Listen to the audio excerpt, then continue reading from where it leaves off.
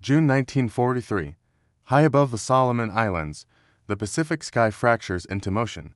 Sunlight flashes off spinning propellers as American fighters cut through scattered cloud, engines straining at combat power. Then, from the glare, a lone Japanese aircraft dives with impossible precision.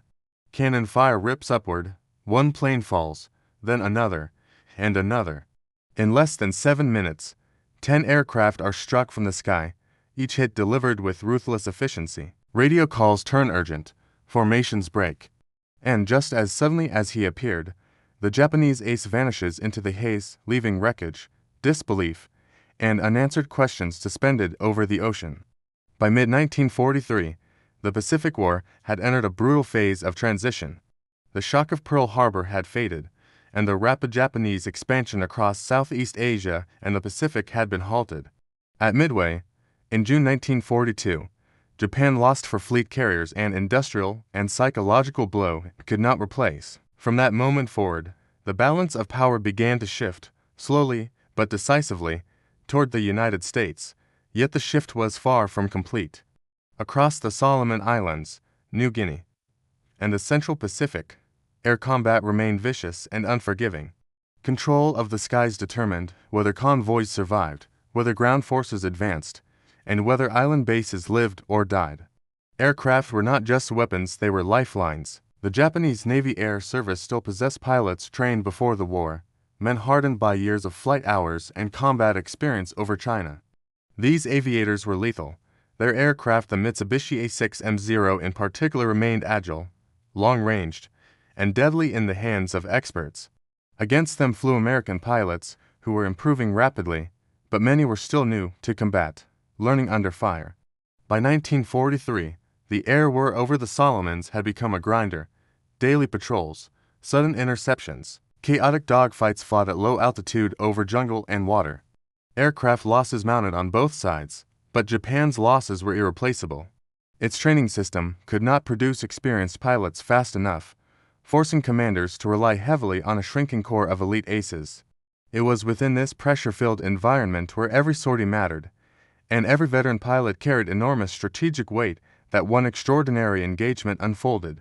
And to understand why it mattered so deeply, the broader strategic stakes of the Solomon Islands campaign must be understood. The Solomon Islands formed a narrow, contested corridor between Allied and Japanese spheres of control. Whoever dominated this chain of islands could project air power deep into enemy territory. Henderson Field on Guadalcanal, seized by U.S. Marines in August 1942, became the fulcrum of the entire campaign. From its runways, American aircraft threatened Japanese supply lines stretching north toward Rabaul, the linchpin of Japan's Pacific defenses. To counter this threat, the Japanese committed their remaining elite naval aviators to a relentless air offensive. Flying from distant bases under harsh conditions, they faced long overwater transits, limited fuel margins, and increasingly effective American radar and fighter control. Every mission was a gamble, every loss cut deeper than the last. By early 1943, Japanese commanders knew the truth their propaganda could not admit. The war in the air was turning against them. Aircraft production lagged. Fuel shortages worsened. Most critically, pilot attrition had reached dangerous levels. Veterans who had survived years of combat were now expected to carry the burden of an entire air war. It was during this period that Japanese aces were deployed not merely as fighters, but as force multipliers used to stabilize collapsing fronts, blunt American advances, and intimidate inexperienced enemy squadrons. When these men entered the sky, battles often tipped instantly. One such pilot, already credited with numerous victories, was scrambled on a mission meant to delay an American air advance. What followed would become one of the most astonishing and controversial episodes in Pacific air combat, a 7-minute engagement that left 10 American aircraft destroyed, and its architect vanishing from the historical record. That moment, compressed into minutes of violence and precision, reveals not only individual mastery but the final, desperate reliance of an air force nearing exhaustion. The Japanese ace at the center of this story did not emerge by chance. He was the product of a pre-war system that valued precision, discipline, and relentless training above all else. Imperial Japanese Navy Air Service pilot programs before 1941 were among the most demanding in the world. Candidates endured years of instruction. Many washed out, only a fraction earned their wings. Those who succeeded accumulated hundreds of flight hours before ever seeing combat. They practiced gunnery until muscle memory replaced conscious thought. They learned formation tactics so tightly synchronized that aircraft seemed bound together. And they absorbed an unspoken code. Combat was not about bravado, but control. By the time war erupted, this pilot had already mastered energy management, deflection shooting, and spatial awareness skills that would define air combat long before radar-guided interceptions or numerical superiority mattered. He flew not to chase kills, but to dominate the geometry of the sky. That mastery would soon collide with a new generation of American pilots still learning their trade. The ace flew a Mitsubishi A6M0, an aircraft whose reputation was already legendary by 1942. Light, agile, and astonishingly maneuverable at low to medium speeds, the Zero excelled in turning combat. Its long range allowed deep penetration missions that Allied fighters could barely match. But the Zero also carried weaknesses: minimal armor, no self-sealing fuel tanks, and fragility under sustained fire. Survival depended entirely on the pilot's ability to avoid being hit at all. In skilled hands, the Zero was lethal. In careless ones, it was a death trap. The ace understood this balance perfectly. He avoided prolonged engagements, he struck from advantage. He disengaged the instant condition shifted. Against inexperienced opponents, this discipline turned the Zero into a scalpel fast, precise, and unforgiving. Across the cockpit canopy, American pilots were entering a different phase of the war. By early 1943, U.S. aircraft were improving rapidly, F-4F Wildcats giving way to faster, heavier fighters, but training pipelines were rushed. Many pilots arrived in the Pacific with limited combat experience. They relied on formation discipline, mutual support, and emerging tactics designed to offset Japanese maneuverability. But in fast-moving engagements, cohesion could fracture. A single mistake breaking formation, misjudging speed, could isolate an aircraft within seconds. When a veteran ace entered such a formation, he did not see chaos. He saw patterns, openings, predictable reactions. And in the confined skies over contested islands, those openings appeared almost instantly. The engagement that followed unfolded not as a swirling dogfight, but as a sequence of calculated intercepts. The ace attacked from above and behind, diving through the formation with speed already banked. His bursts were short, his angles precise. One aircraft fell, then another. Each kill compounded confusion among the remaining pilots. Radios filled with overlapping warnings. Formation spacing widened, defensive turns conflicted. In less time than it takes to refuel an aircraft, 10 American planes were hit, some destroyed outright, others fatally damaged before limping away. The ace never stayed to admire the outcome. He rolled, climbed, and vanished back into cloud cover, leaving wreckage and unanswered questions behind. And yet, as extraordinary as the combat itself was, the aftermath would prove even more unsettling. The disappearance that followed would fracture records, spark debate, and leave historians searching for answers that the sky never returned. In the days following the engagement, Allied intelligence officers struggled to reconcile combat reports. Pilot debriefings described an enemy aircraft appearing and disappearing with impossible speed. Gun camera footage showed brief flashes, targets entering the sight picture, then vanishing in smoke.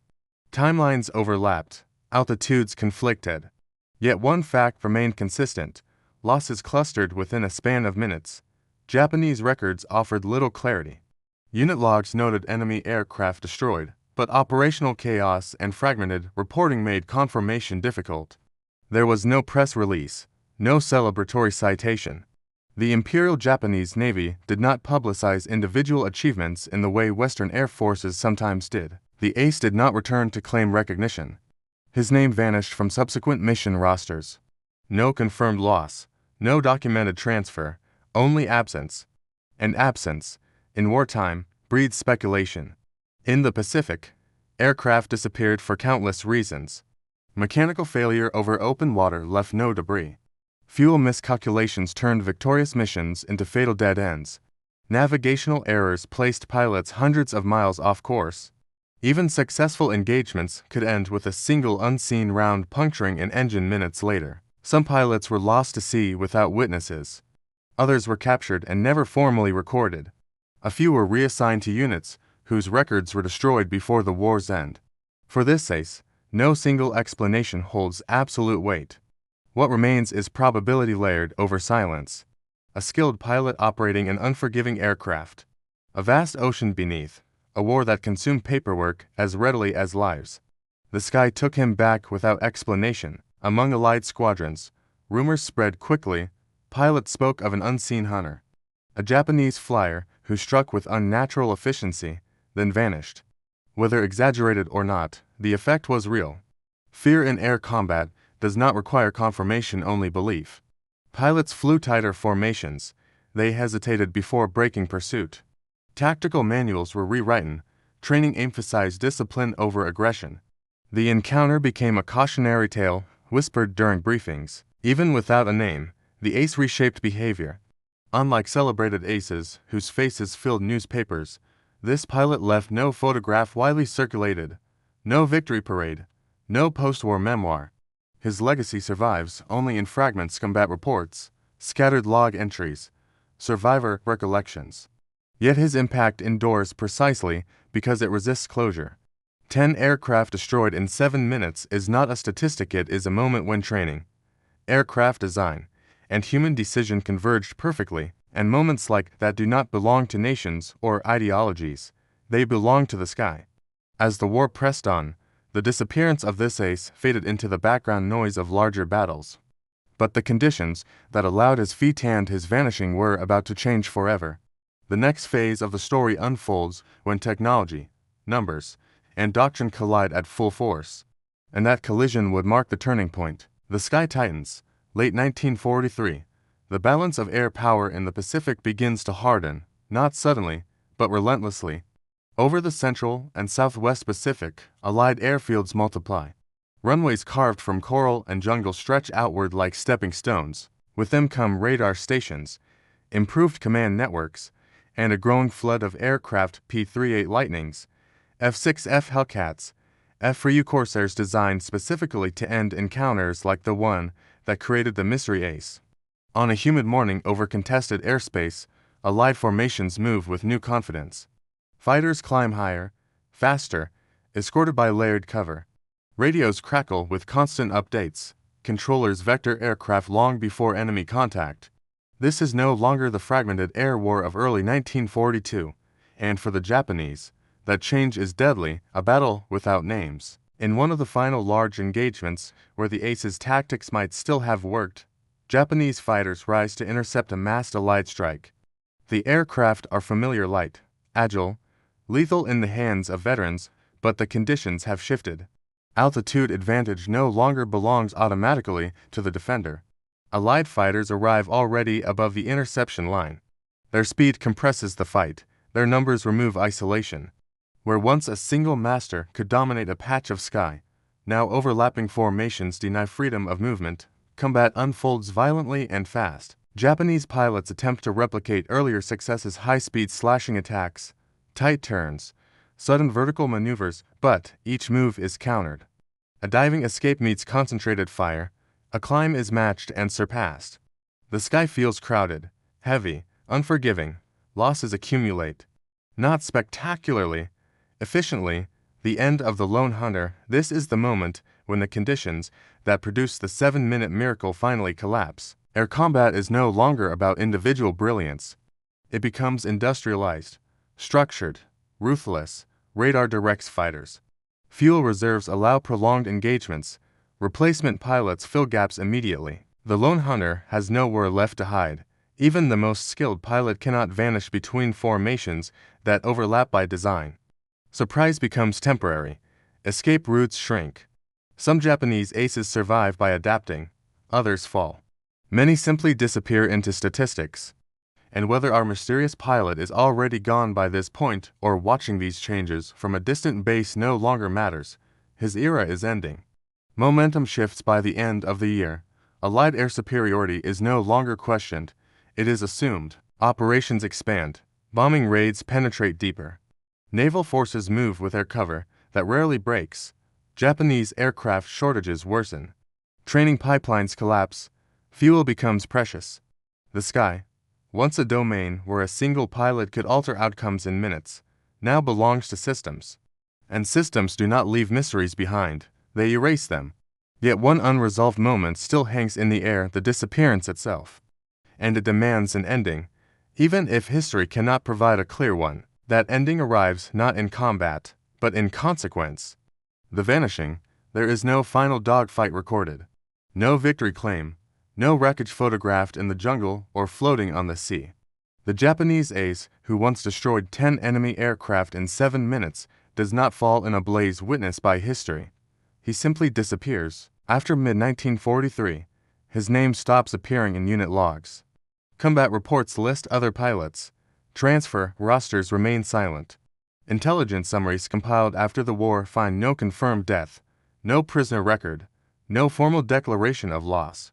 In a conflict that documented almost everything, this absence is striking. One possibility is mechanical failure. Japan's aircraft, increasingly worn and poorly maintained, suffered rising accident rates. Engines failed, fuel lines ruptured, navigation errors sent pilots into endless ocean. Many vanished without ever encountering the enemy. Another possibility is quieter still. He may have survived, wounded, grounded, reassigned to training units as Japan's ace pilots were pulled back to instruct replacements. In such cases, records were sparse, prestige mattered less than survival. Names faded into administrative fog, and there is the darkest possibility of all, that he was lost in an unrecorded engagement, far from witnesses, at a moment when defeat was becoming routine enough not to warrant detailed reporting. What ends, what begins? Regardless of how the ace vanished, his disappearance marks a clear turning point. The Pacific Air War no longer allows for miracles measured in minutes. The environment that made such feats possible, imbalanced numbers, fragmented radar coverage, uneven pilot training, has been erased. From this point forward, air superiority belongs to those who control logistics, production, coordination, and endurance. Skill still matters, courage still matters, but neither operates alone. By 1944, Allied pilots fly aircraft designed to forgive mistakes. Japanese pilots fly aircraft that punish them. The outcome is no longer uncertain. The age of the individual ace is closing. A silence that speaks. The mystery remains not because history forgot but because we're moved on. Records thin as chaos increases. Retreat replaces advance. Survival replaces glory. And names once spoken with reverence are absorbed into lost lists without ceremony. The ace's final flight, whether it ended in ocean spray, jungle canopy, or a quiet landing never followed by another mission, belongs to that silence. And it is that silence that carries us forward. Because what followed his disappearance reshaped the war itself. The consequences were vast, measurable, and irreversible. They unfold not in the sky but across the entire Pacific. The disappearance of the Japanese ace, while a singular story, mirrors a larger shift across the Pacific War. By late 1943, Japanese fighter units, once able to rely on a small cadre of exceptional pilots, now faced chronic shortages. Combat losses accelerated, and the transfer of experienced pilots to training roles could not keep pace with the demands of widespread Allied offensives. Allied air forces, particularly the U.S. Navy and Marine Corps, capitalized on this decline. Carrier-based fighters, such as the F-6F Hellcat and F-4U Corsair, achieved increasing dominance. Pilots, trained en masse, could now engage Japanese formations with overwhelming numbers, turning tactical skill into systemic advantage. Reports from Guadalcanal, Bougainville, and the Solomons illustrate the psychological toll. Formerly confident Japanese pilots exhibited hesitation, overcautious maneuvers, and fragmented coordination. Intelligence summaries noted that after the loss of veteran leaders, replacement pilots were often inexperienced, lacking the instincts that allowed one man to down 10 aircraft in 7 minutes. The absence of aces like him had measurable impacts on combat effectiveness. Unit kill ratios dropped, squadron cohesion suffered. Aircraft, now flown by novices, were more frequently lost to accidents or enemy fire. Even with the best remaining technology, Japanese units could no longer sustain prolonged air engagements with confidence. The Allies observed and documented these trends meticulously. By early 1944, Reports indicated that a single well-trained U.S. squadron could engage multiple Japanese units with minimal losses, a stark reversal from the attrition-heavy years of 1942-43. The Pacific skies were shifting from a theater of individual heroics to a war of industrial endurance and tactical coordination. For Japanese leadership, the disappearance symbolized the erosion of morale.